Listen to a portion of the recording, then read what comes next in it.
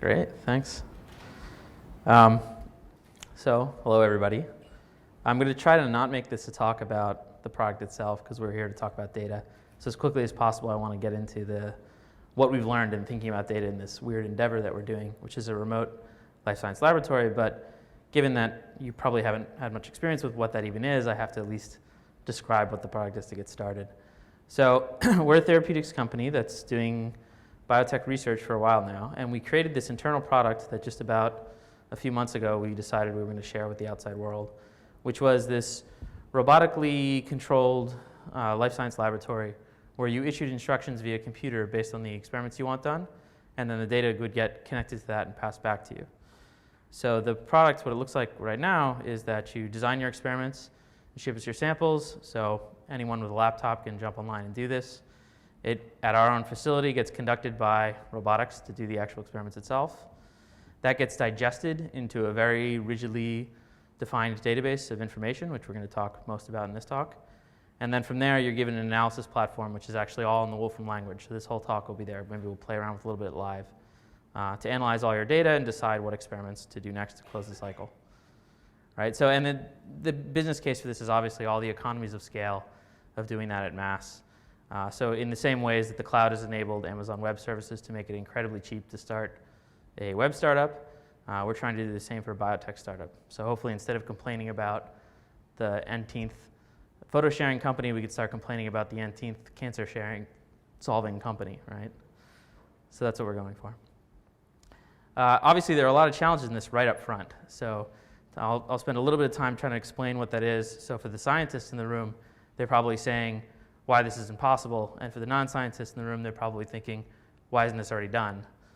So to get to those answers, I think we should talk about why even describing the experiments we do is a difficult task that long predates the invention of computers. And this is something that I think is captured in the literature pretty well when we talk about the reproducibility problem. So there's this great study that was done in Nature Drug Discovery, and this is one of the rosiest of the studies, where we find that reproducing experiments published in the literature is extremely difficult. 65% inconsistencies here. There was another study done by Amgen that was even sadder, where it was something like 11 out of 56 studies they were able to actually reproduce. And this is a really difficult thing to describe to people who are outside of the field. I think my mother sees this and thinks, oh, well then maybe scientists are all full of it. And I think that to fully appreciate this problem, you have to sit down and say, well, what is it that we're communicating when we're reading in a publication about what experiment someone did before you? So a good example here is to start with a publication. So this is taken from a methods section of a paper to show I'm not cheating and this is a bad methods section. This is from something I published in the Journal of the American Chemical Society. And this itself was detailed enough that it was kicked back to the supplemental information. It was considered too detailed to describe the experiment.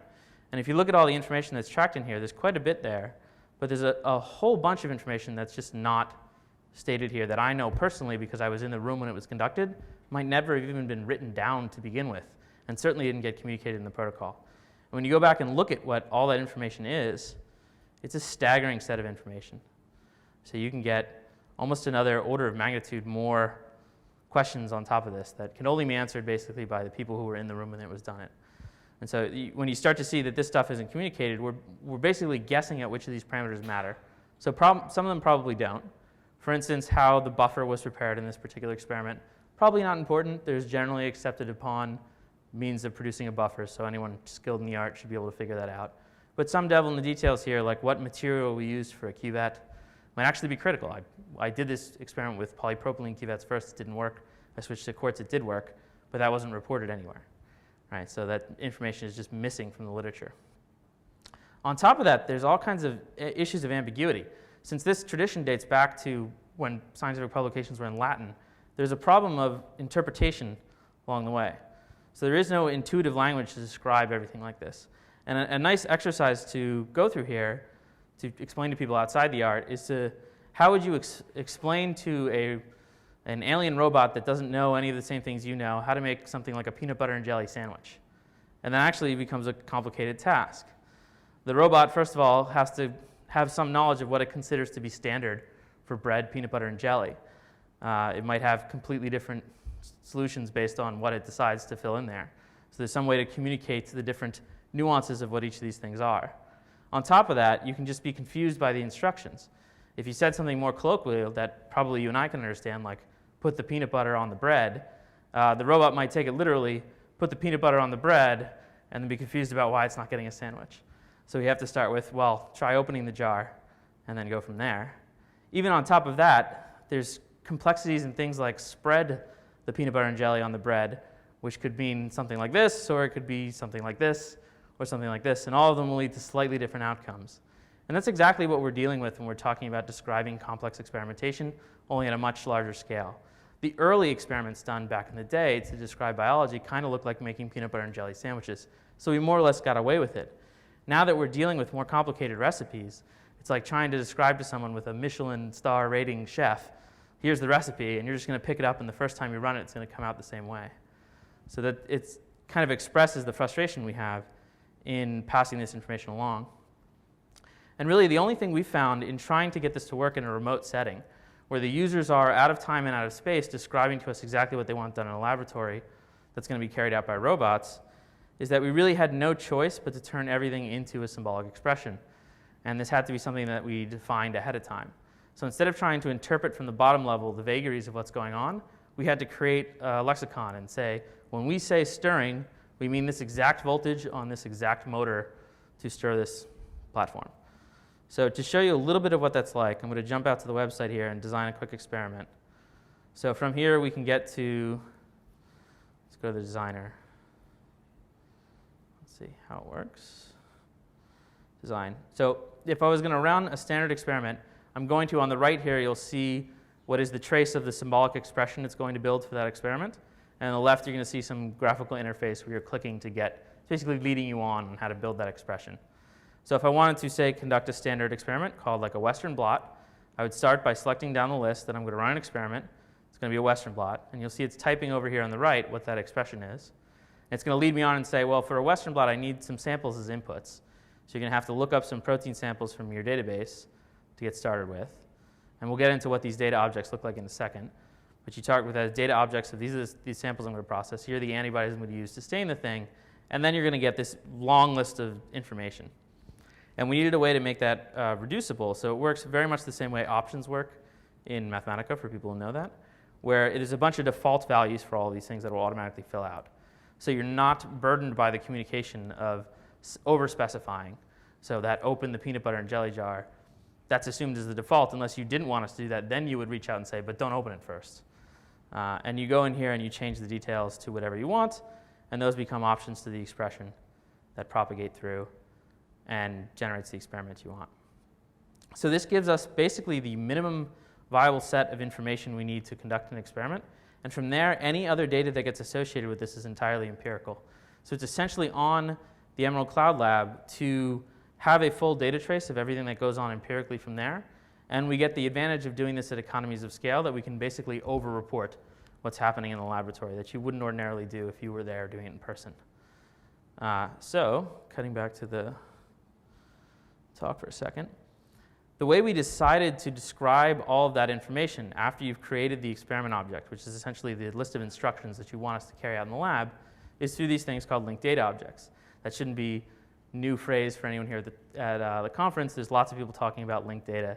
It is absolutely, in our opinion, the right way to handle information that comes out of an experiment like this because it's so diverse and there's so many pieces that have to be connected together.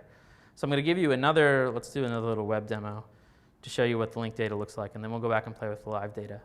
But this might be, this is the traditional set of information that might come out of an experiment, like a flow cytometry experiment.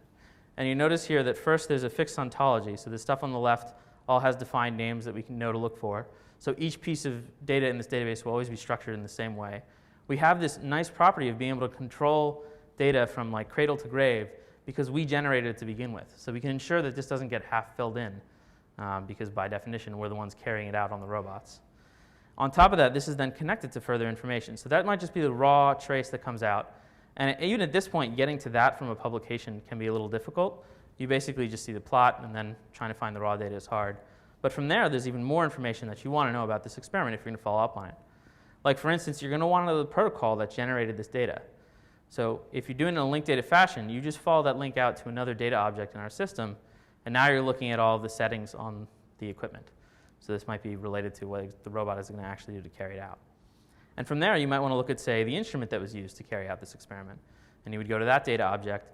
And now you're looking at things like all of the limits on what those settings could have been, the maximum and minimum of those channels.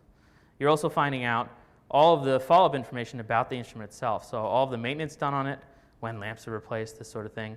And then all the controls. And it makes sense for us to do a blinding amount of controls when we're doing this at scale. So if you're one person in a laboratory, you would never do preemptively 10 controls on a machine unless you thought there was something wrong with it. In our case, because we're doing this for many, many customers, it makes sense to do that in advance and link that data into what you're looking at.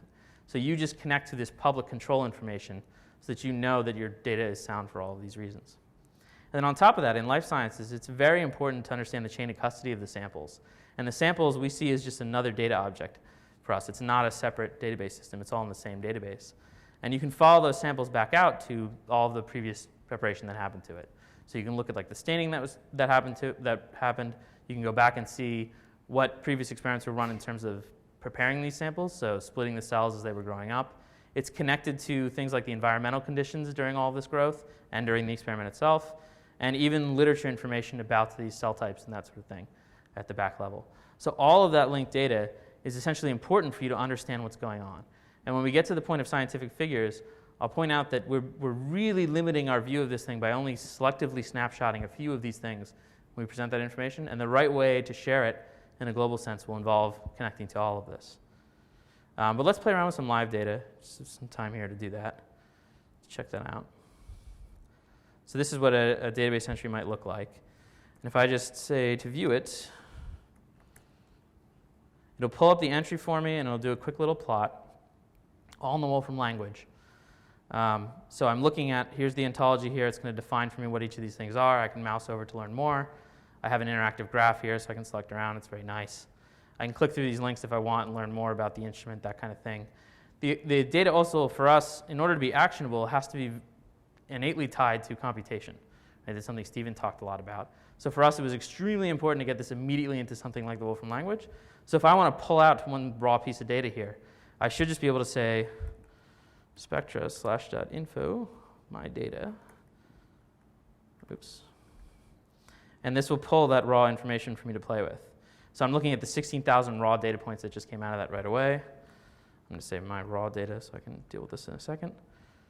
And now that I've got that in a raw platform, now I can use all of the things that are defaults to that platform to process and view this information. So for instance, list line plot, my data. I'm looking at the plot of the raw data. I can take this and then do really fast arithmetic on it. That's the nice thing about the Wolfram language. So I can take a first derivative of it, plot that. I could do something germane to the experiment, more complicated, like take a Fourier transform. And in this case, I'm going to want the y coordinates, say all 2. Now I'm looking at the free induction decay, which is something you might calculate out from this experiment. Actually, it's usually calculated the other way around.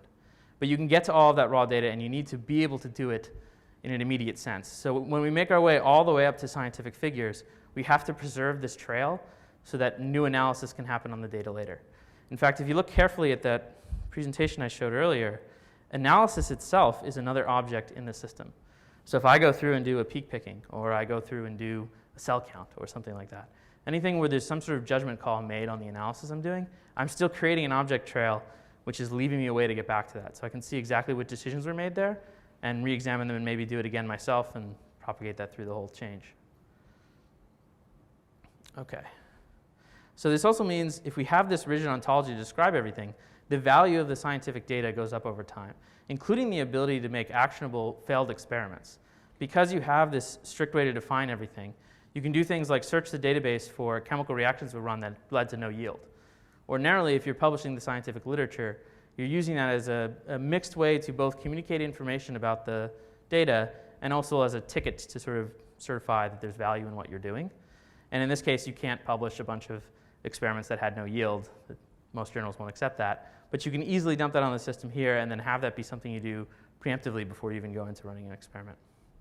So just to show you, and this all has we'll search for some NMR data here. And I'll say something like nucleus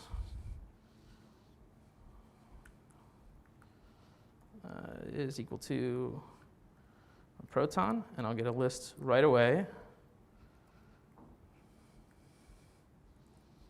of a bunch of data. I could take any one of these then and throw it into, say, a plot.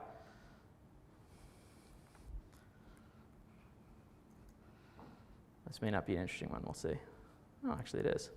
So there's a bunch of information I'm just looking at right away of stuff that was done on protons. You can be much more exquisite, and it has unit awareness, so I can say things like end acquisition time is less than 2 seconds. That's a really fast acquisition. Now I have another subset of information.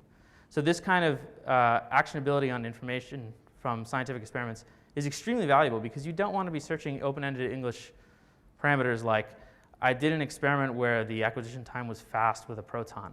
That's going to get you a lot of extraneous results that have nothing to do with what you're actually looking for.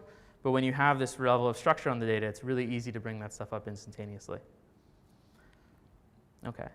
The final part of this, in thinking about if this is what our daily notebook looked like, and if we have this structure that whenever we want to run a new experiment, we're essentially requesting the notebook, please derive from me this data that does not yet exist. This is the structure of it. Fill it in by carrying it out with the robotic laboratory. The final thing we wanted to think about is then sharing that information with other scientists. And there were parts of that that I think are still based on paper and don't actually make sense when we go to a digital environment. First of which is the obvious problem of data loss. So someone did a nice study in current biology that just contacted stuff that was old in the publication and saw if they could get back to the raw data. And you can see after 2 years, half the data is lost, and then over time that even slopes off worse. And then there's also the problems of paper not being a good communication medium for any sort of follow-up questions you might have. So if we take here's a famous figure from Wikipedia's front page on global warming, right? And this is communicating to all of us scientific information that we're trying to learn, which is that the temperature should be, it's up and to the right. That's why we care about this, right? So this is the correct, absolutely correct figure to produce when you're trying to make a logical argument about your data. You have to start with something like this. The problem with paper is it's flat. Any follow-up questions I might have about this, I'm on my own. I could ask, oh, how are these data points recorded? Like, what instrument are they done on? Clearly in 1880, they're not using the same thermometer they're using in 2000. So at what point did that thermometer switch? How were these thermometers calibrated? When were they last calibrated? When were these things recorded from? Is this an average for multiple recording stations? What does that look like? What does this whole information look like when I zoom in or zoom out on the graph further? These are all questions that could be answered with linked data, but if we're just looking at raw paper, our only means of recourse is to email the author, which leads to very slow turnaround time. A much faster way to do things when you produce figures is to put them entirely online and make them interactive. So this is what a figure looks like in the ECL that, say, a scientist might produce to show us, which is a simple figure with a bar graph that's showing with more of this drug concentration, we're getting a larger peak area under this Western blot experiment we're doing. But the important thing here is not that this thing is sort of interactive in the sense that I can play with it, but that I can follow up on it. So if I want to ask things like, show me the samples that went into this, I click on the sample button, and then I'm getting those database repository numbers for those samples. And when I go to pull up that sample information, I'm now into that sea of linked data and seeing all the information behind the scenes. So give it a second to pull it off the web here. And it should show me things that are extremely detailed, even like the exact number of microliters transferred in and out of this vessel. It's going to show me, right? I can get back to things like let's look at the raw data. So this is the raw data that then get processed into that bar chart. So it's going to be an integration of some peak.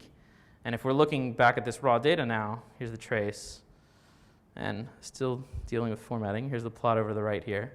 If you look at it, it's just an integration of this peak, right? So it's that number that it's pulling out of it. And to get back to that, you want to be able to just click right away and get to the source data to follow up on those questions, which means what happens is, in a practical sense, as we do research, my chief of research will produce 2 or 3 figures a day, pass them on to the whole team. Everyone will get to look at them. Any follow-up questions we might have to ask are not transacted via email. There isn't 24-hour turnaround. We just sit here and point and click on the fly to look at the stuff differently. If we have some observation that says, hey, you should maybe look at it this different way, we'll push a new figure ourselves, and then we'll comment on this figure to say, hey, check out this. If you look at that exact same data set this different way, you'll see some new observation that you might not have before. Right? And that pace of doing communication is far more efficient. It also lets you do interesting things like present models. So this is just kind of a flourish, but this is what it would look like to do something that involves a bunch of differential equations. I'm just looking at some enzyme stuff, but it takes advantage of the fact that everything is interactive, and I can still see how the model will play out. So you can present more complex information than you would normally do on a flat graphic as well. And then finally, I think I just have, just to show off, something that would be like publication quality figure. So there's quite a bit of data here from flow cytometry, from qPCR, from Western blot, and this is an interactive graph, so I can keep zooming around in it, and I'm looking at the raw information. And all the same rules apply to all the other ones. So I can follow up on samples, I can follow up on raw information, I can replot it, I can stretch and change it anything I want, I can take the first derivative. All of that is raw information for me to deal with and share. So the general lessons we've kind of learned here, just to in summation of everything we've talked about, is that one, you have to create a fixed ontology to begin with, and somebody has to be the one who sets the language. So in our case, we did this ourselves because there was nothing else out there other than general English descriptions of how things might go. After you have that description, and it's in a rigid database format, you have to find a way to link it to all the other information. So the linked data piece is absolutely critical to be able to build something this large and complex. If we tried to put this in a single table, it would just be a gigantic table with a bunch of empty entries, and it would be a bit of a mess. This is definitely the right structure to present that much information. And finally, when you're sharing information, there has to be some interactivity to it. We have to get past paper. We have to deal with things that are based on the internet, and we could click through links on websites to get to see the things we want to see. Yeah, and that's basically it, my lessons.